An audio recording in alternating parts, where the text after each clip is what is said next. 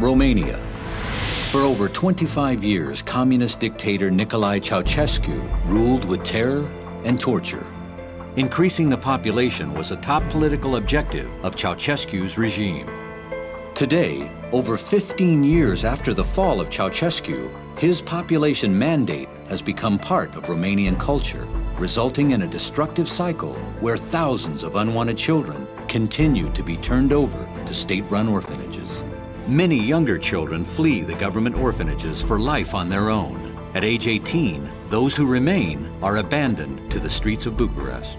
Without hope for the future, they turn to drugs and alcohol to drown out the pain of their existence. Sniffing glue, or huffing as it's known on the street, is the most popular drug for the street children of Romania. They pour a small amount of toxic glue or paint into a plastic bag and inhale the fumes. The glue has a numbing effect on them, both physically and emotionally. In recent years, heroin has become an increasingly popular drug. Heroin is an expensive drug in Romania, but due to its extremely addictive nature, many children are becoming hooked. So hey, we are right now in the streets of Bucharest. This is a sewage. This is a place, a sewer, where there is about 30 street kids living in, young adults and teenagers and little ones. Let's go in their house. This is one place, one sad place, where a lot of street children live in the winter time because it's warm. There's a lot of rats. There are a lot of cockroaches. There's also a lot of garbage, a lot of lice, everything you can imagine. Most of these young people here, they're addicted to glue. During the day, they go out in public transportation and they beg and sing. And in the nighttime, they come here.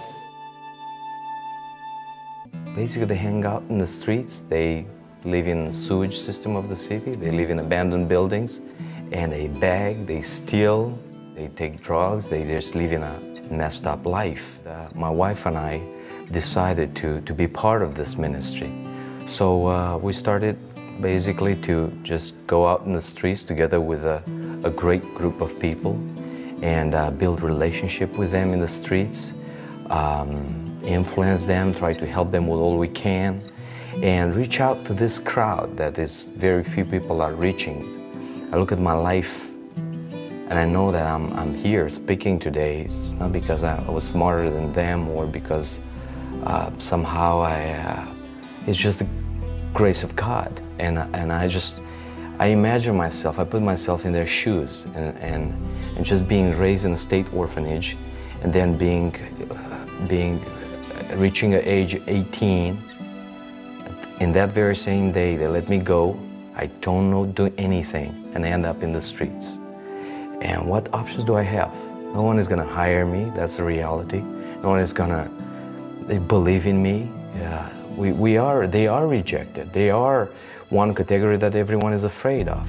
Sometimes for good reasons, but they are rejected. So I putting myself in their shoes, I'm thinking, man, we just have to do something for them. Manuel?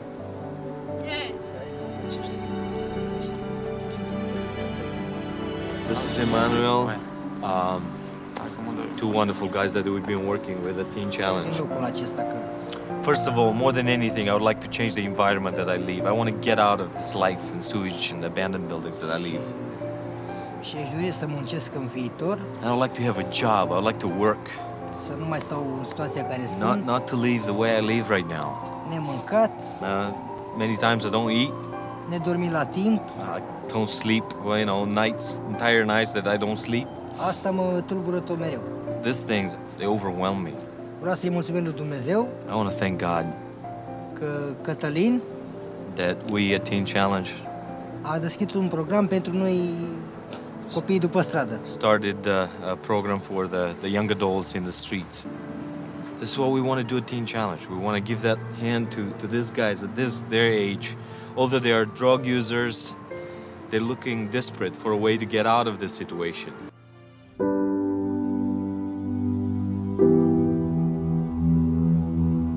It's been 3 years since we pulled Emmanuel out of that hole. You've seen his reality and you've heard his prayers. He wanted a different environment, he wanted a home, he wanted a job, and he wanted a family. And now let us tell you what God has done in his life. Emmanuel, what has happened? Ce s-a întâmplat, Emmanuel?